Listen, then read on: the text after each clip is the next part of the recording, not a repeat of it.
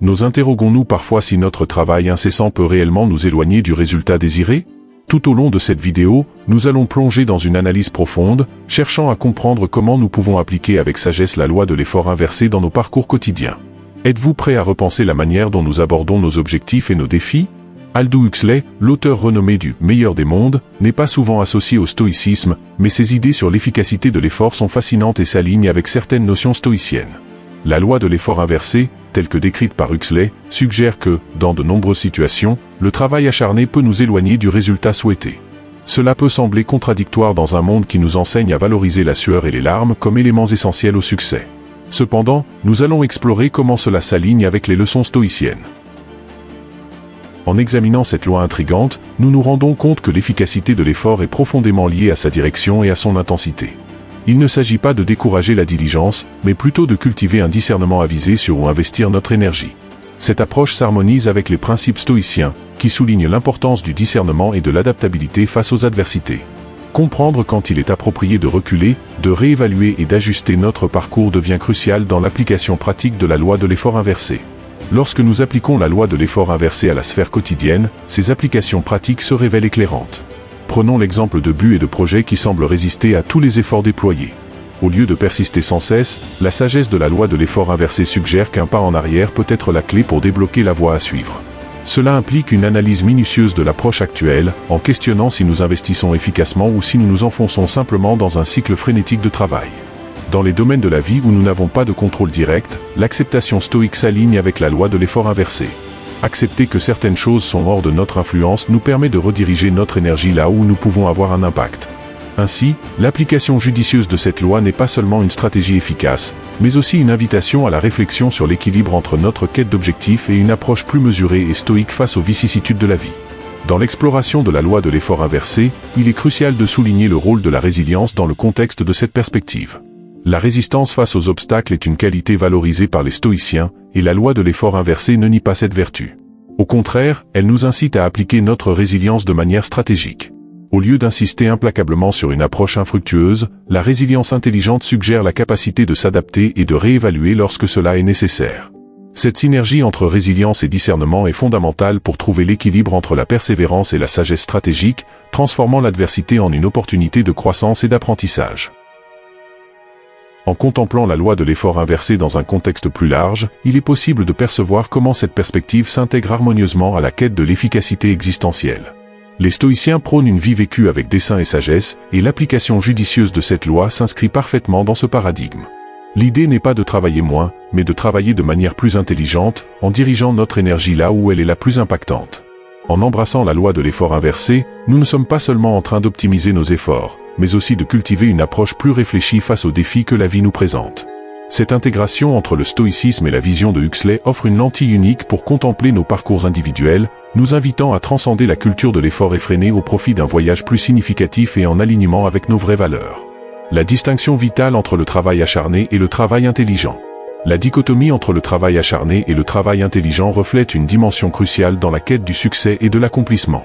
Le travail acharné, souvent célébré comme une vertu incontestable, se distingue par la dédicace et l'effort incessant dans l'exécution des tâches. Cependant, l'efficacité de ce type de travail est intrinsèquement liée à sa qualité et à sa direction. Le travail intelligent, quant à lui, transcende la simple quantité d'efforts, en mettant l'accent sur la stratégie et l'efficience dans la réalisation des objectifs. Cette distinction entre les approches résonne profondément avec les enseignements stoïciens, qui valorisent non seulement la diligence, mais aussi la sagesse dans l'application de nos efforts. La philosophie stoïcienne, en nous orientant vers la réflexion sur la nature du travail, suggère que la véritable excellence réside dans la capacité de discerner quand nous devons employer la force brute du travail acharné et quand nous devons adopter la sagacité et le discernement du travail intelligent. Dans le cadre stoïcien, le travail acharné et le travail intelligent coexistent comme des parties intégrantes d'une approche équilibrée de la vie. Sénèque, par exemple, conseille que le véritable bonheur réside dans l'harmonisation de nos efforts avec la nature des choses. Le travail acharné est valorisé, mais il doit être dirigé vers des causes significatives. La philosophie stoïcienne nous invite à cultiver l'ataraxie, une sérénité intérieure qui émane de l'acceptation de ce qui est hors de notre contrôle, et à partir de cette acceptation, nous développons une clarté sur où concentrer nos efforts. Travailler intelligemment, dans ce contexte, implique d'évaluer soigneusement les circonstances, de s'adapter aux changements et de se concentrer sur les éléments que nous pouvons façonner. La sagesse stoïcienne nous enseigne également que l'excès de travail peut être nuisible, nous menant à un cycle d'anxiété et d'épuisement. Par conséquent, la quête de l'excellence doit être équilibrée, embrassant à la fois l'effort discipliné et la sagacité stratégique, pour construire une vie significative et alignée avec les principes stoïciens. Cette approche non seulement transcende la dichotomie entre le travail acharné et le travail intelligent, mais l'enrichit, la transformant en une synthèse productive et sage. Imaginez quelqu'un qui consacre des heures interminables à une tâche sans stratégie claire, se déplaçant incessamment, mais sans avancer significativement vers ses objectifs. Cela illustre le travail acharné déconnecté d'une approche intelligente. En contraste, considérez un autre individu qui, face à un défi complexe, prend le temps initial pour planifier méticuleusement, identifier les priorités et aligner stratégiquement ses ressources avant de commencer l'exécution. Ici, l'accent n'est pas seulement mis sur la quantité d'efforts investis, mais sur la qualité et l'efficacité de cet effort. À l'ère numérique, cela peut être illustré par la différence entre répondre à un grand volume de courriels de manière désorganisée et agir de manière stratégique, en priorisant les messages critiques. Par conséquent, ces exemples quotidiens mettent en lumière comment la conscience de la distinction entre le travail acharné et le travail intelligent peut façonner l'efficacité et la réalisation dans divers domaines de la vie. Dans le contexte des finances personnelles, la différence entre le travail acharné et le travail intelligent est également marquée. Une personne dévouée au travail acharné peut s'efforcer de gagner plus d'argent, mais si elle néglige l'importance d'une gestion financière efficace, elle court le risque de dépenser impulsivement et de ne pas atteindre une véritable stabilité économique. En revanche, quelqu'un qui adopte une approche de travail intelligent peut se concentrer non seulement sur l'augmentation de ses revenus, mais aussi sur la création de stratégies budgétaires, investir judicieusement et construire une base financière solide pour l'avenir. Dans l'environnement de travail, la distinction entre le travail acharné et le travail intelligent est également visible dans les réunions. Participer à des réunions prolongées sans ordre du jour clair ou objectif défini peut être interprété comme du travail acharné, mais souvent improductif. D'autre part, un professionnel qui prône le travail intelligent peut suggérer des réunions plus courtes, centrées sur des sujets spécifiques et avec un plan clair pour la prise de décision. Cette approche non seulement économise du temps, mais optimise également l'efficacité des interactions professionnelles. Dans le contexte de la santé, une personne dévouée au travail acharné peut s'engager dans des exercices intenses pendant de longues heures, mais sans un plan d'entraînement structuré, elle risque des blessures ou de ne pas atteindre ses objectifs. En revanche, quelqu'un qui adopte une approche de travail intelligent peut intégrer des exercices variés, adaptés à ses objectifs spécifiques, et se concentrer sur la cohérence au fil du temps. Cette stratégie non seulement maximise les résultats, mais favorise également une approche durable du bien-être à long terme. Pouvez-vous percevoir la différence entre le travail acharné et le travail intelligent? Accepter le flux, une perspective stoïcienne à l'ère de l'incertitude. Dans un monde caractérisé par des changements rapides et des incertitudes constantes, la philosophie stoïcienne offre une vision puissante et intemporelle sur l'acceptation du flux de la vie. L'essence de l'acceptation stoïcienne réside dans la capacité d'embrasser les circonstances telles qu'elles se présentent, reconnaissant que tout n'est pas sous notre contrôle. Marc Aurèle, l'un des philosophes stoïciens principaux, nous rappelle que nous ne pouvons pas choisir nos circonstances extérieures, mais nous pouvons toujours choisir comment nous répondons à elles.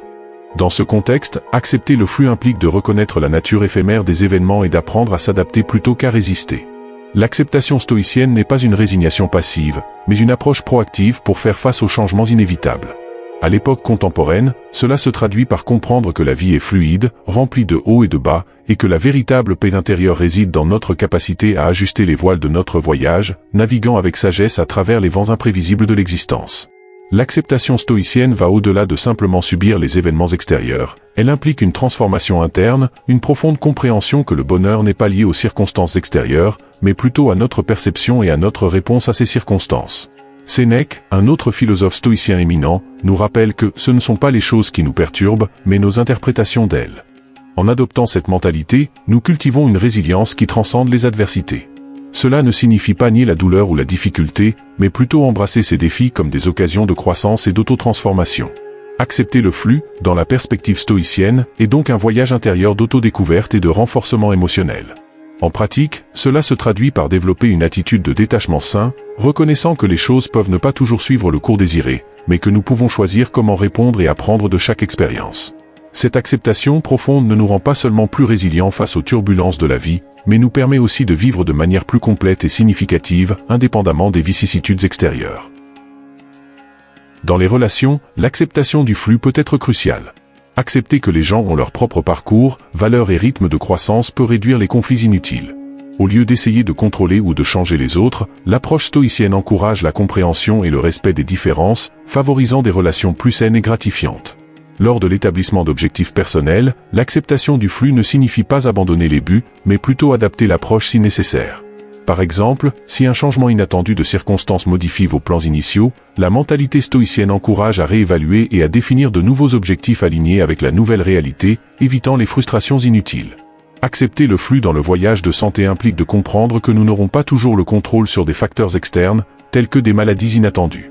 La philosophie stoïcienne suggère de se concentrer sur ce qui est sous notre contrôle, comme des habitudes de vie saines, et d'accepter avec équanimité les situations qui échappent à notre contrôle, en s'adaptant avec résilience aux changements dans l'état de santé. Apprentissage continu est la loi de l'effort inversée à l'ère de l'information. À l'ère de l'information, où le savoir est en constante expansion, l'apprentissage continu devient non seulement un avantage, mais une nécessité. En explorant la dynamique entre l'apprentissage continu et la loi de l'effort inversé, nous réalisons qu'il ne s'agit pas simplement d'accumuler plus d'informations, mais de discerner sagement comment et où diriger nos efforts éducatifs. La loi de l'effort inversé nous amène à remettre en question l'approche conventionnelle de surcharge d'informations, soulignant l'importance d'un apprentissage ciblé et efficace. Plutôt que de tenter d'absorber indistinctement tout, nous pouvons appliquer la sagesse stoïcienne pour identifier les domaines de connaissances les plus pertinents pour nos objectifs et améliorer notre capacité à apprendre de manière significative. Cette approche optimise non seulement le processus d'apprentissage, mais renforce également notre capacité à appliquer de manière pratique et stratégique les connaissances acquises dans divers domaines de la vie. Stratégie stoïcienne pour un apprentissage efficace et durable. Au lieu de nous perdre dans une mer de données, la perspective stoïcienne nous guide à identifier les compétences et les connaissances les plus pertinentes à notre développement personnel et professionnel. La pratique de l'ataraxie, la sérénité intérieure prônée par les stoïciens, trouve son application dans le processus d'apprentissage en nous aidant à faire face aux défis intellectuels avec calme, concentration et résilience. Ainsi, l'apprentissage continu devient non seulement une quête de connaissances, mais aussi un voyage intérieur d'autodécouverte et de croissance, façonné par l'application sage de la loi de l'effort inversé. Au lieu d'adopter une approche frénétique d'essais et d'erreurs, la loi de l'effort inversé nous invite à questionner si nous nous éloignons inutilement du résultat souhaité en déployant excessivement nos ressources. En quête d'innovation, la sagesse stoïcienne nous guide à discerner entre l'efficacité et la diligence, reconnaissant que tout voyage intense ne mène pas à une destination plus créative. Ainsi, l'application de cette loi dans le contexte de l'innovation suggère de ne pas seulement penser en dehors des sentiers battus, mais également de questionner pourquoi nous avons construit cette boîte en premier lieu et s'il est vraiment nécessaire de persister dedans. Productivité durable avec un but. Dans un monde où l'efficacité est souvent mesurée par le volume de tâches achevées, les principes stoïciens nous encouragent à nous interroger si une telle approche nous rapproche réellement des résultats souhaités. La productivité durable, sous l'influence de la loi de l'effort inversé, suggère que, dans de nombreuses situations, travailler plus ne signifie pas nécessairement réaliser plus. L'efficacité est directement liée à la direction et à la qualité de l'effort appliqué. Cela implique de discerner entre les activités qui contribuent réellement aux objectifs fixés et celles qui, malgré l'apparence de l'effort, nous éloignent du résultat souhaité. La sagesse stoïcienne nous incite à équilibrer la diligence avec la stratégie, en questionnant si nous canalisons notre énergie là où elle a le plus d'impact. Ainsi, la productivité durable devient un voyage d'optimisation intelligente, refusant d'adopter une approche simpliste de plus de travail, et plutôt, un travail dirigé et significatif. Dans un contexte de productivité, cela signifie maintenir son calme face à la pression des délais et à la multiplicité des tâches, évitant l'épuisement mental qui peut accompagner un rythme effréné. Par conséquent, la productivité durable, sous l'influence de la sagesse stoïcienne, n'est pas seulement une question de faire plus en moins de temps, mais de faire ce qui compte vraiment, avec un but et une efficacité durable. L'équilibre délicat entre ambition et contentement sous la perspective stoïcienne. L'équilibre entre ambition et contentement émerge comme un voyage intrigant et souvent difficile lorsqu'il est exploré à travers la lentille stoïcienne. La philosophie stoïcienne ne décourage pas l'ambition, au contraire, elle encourage la poursuite d'objectifs significatifs. Cependant, la sagesse stoïcienne met en garde contre le piège de lier notre bonheur strictement aux réalisations futures, soulignant l'importance de trouver du contentement dans le présent. Cette approche stoïcienne défie la notion conventionnelle que la quête incessante de plus grands objectifs est le seul chemin vers une vie significative. La loi de l'effort inversé, lorsqu'appliquée à l'équilibre entre ambition et contentement, suggère que la poursuite effrénée d'objectifs peut, paradoxalement, nous éloigner de la véritable satisfaction. La pratique de l'ataraxie, la sérénité intérieure prônée par les stoïciens, nous invite à accepter que la vie est, par nature, un mélange de réussite et de défis. Ainsi, l'équilibre stoïcien entre ambition et contentement n'implique pas une renonciation à la poursuite des buts, mais plutôt une appréciation consciente du présent, indépendamment des aspirations futures. En adoptant des stratégies stoïciennes pour naviguer entre ambition et contentement, il est possible de construire une vie qui intègre des réalisations significatives avec une appréciation profonde du moment présent. Le stoïcisme nous enseigne que la véritable bonheur n'est pas trouvé exclusivement dans les jalons futurs, mais dans le voyage quotidien, indépendamment de l'étape dans laquelle nous nous trouvons. La pratique de la gratitude, si valorisée par les stoïciens, est un outil puissant pour cultiver le contentement, nous rappelant des bénédictions présentes dans notre vie. L'application de la loi de l'effort inversé ici implique d'évaluer périodiquement nos ambitions, en questionnant si l'intensité de notre quête de réalisation est alignée avec nos valeurs les plus profondes. De plus, l'acceptation stoïcienne de l'impermanence encourage une approche plus flexible de l'ambition, comprenant que les objectifs peuvent évoluer à mesure que nous grandissons et changeons. Ainsi, l'équilibre entre ambition et contentement, dans la vision stoïcienne, n'est pas une formule statique, mais un processus dynamique qui nous permet d'aspirer à de grandes conquêtes sans sacrifier l'appréciation sereine de ce que nous avons déjà. Si vous avez trouvé des insights précieux dans cette vidéo, je vous invite à vous abonner à la chaîne et à partager votre propre expérience sur ce sujet dans les commentaires. Ensemble, nous pouvons poursuivre cette conversation enrichissante, explorant des manières d'appliquer la sagesse stoïcienne dans notre vie de tous les jours. Je vous remercie pour votre participation et suis impatient de continuer ce voyage avec vous. À la prochaine vidéo.